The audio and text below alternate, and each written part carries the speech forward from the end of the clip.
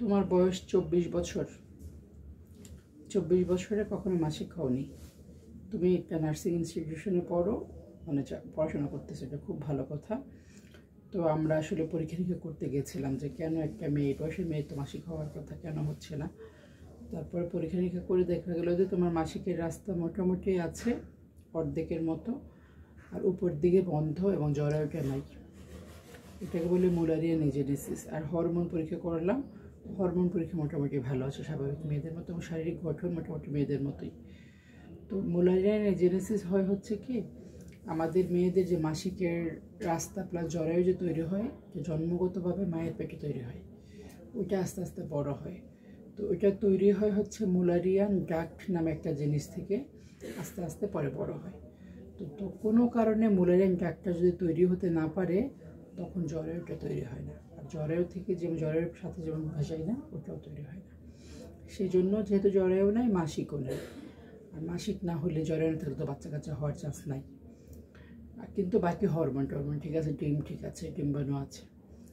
তো এখন তুমি আমার কাছে আসছিলাম, ম্যাম এটার জন্য কি আমার সার্জারি করা লাগবে কিনা, আমি কি বাচ্চা দিতে পারবো কিনা, একটু নিয়ম কি করতে পারবো, বিয়ে শাদী করতে পারবো কিনা। তো তোমার পেলভিক অর্থাৎ প্রাইভেট পরীক্ষা করে আমি দেখলাম যে জরায়ুর রাস্তা, যেটা মাসিকের রাস্তাটা আমাদের প্রায় 2 আঙ্গুলের মতো ঢুকে, অর্থাৎ 2-3 সেন্টিমিটারের মতো। এটা তুমি রেগুলার ডাইলেট করো, এক ধরনের মেডিসিন আছে, ওটা আরও ছাড়বে। এবং বিয়ে শাদী করলে তুমি যদি স্বামীকে বলে নিয়ে বিয়ে শাদী করো, আর একসাথে থাকতে গেলে থাকতে পারো, কনজুগাল লাইফ যেটা বলি, দাম্পত্য, তাহলে আর কিছু করা লাগবে না। আর না হলে থাকতে না পারলে চেষ্টা করি, তাহলে আমরা সার্জারি করে পথটা বড় করে দিতে পারবো। এটা এই অর্থে করানো যাতে হচ্ছে তোমরা একসাথে থাকতে পারো। আর বিয়ে শাদীর আগে অবশ্যই হাজব্যান্ডকে বলে নিবা তোমার প্রবলেমটার কথা, না হলে তোমাকে পরবর্তীতে যাতে কোনো খোঁটা দিতে না পারে।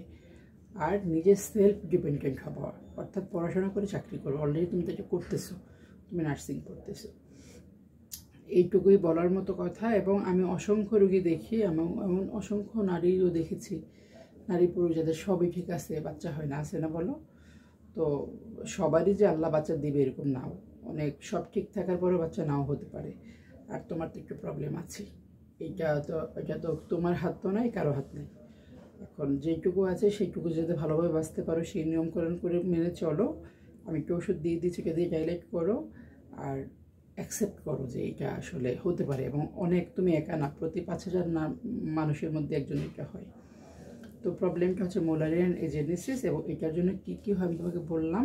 তুমি যদি ফলো আপে আসো, আমি তো অবশ্যই দেখবো। যদি সার্জারি লাগে তখনও যোগাযোগ করে, তখন লাগলে করে দেবো। হ্যাঁ, আপাতত এইটুকুই পরামর্শ, যে একটু পড়াশোনাটা করো এবং বিয়ে শাদী করলে একটু বলে নিও, ঠিক আছে না?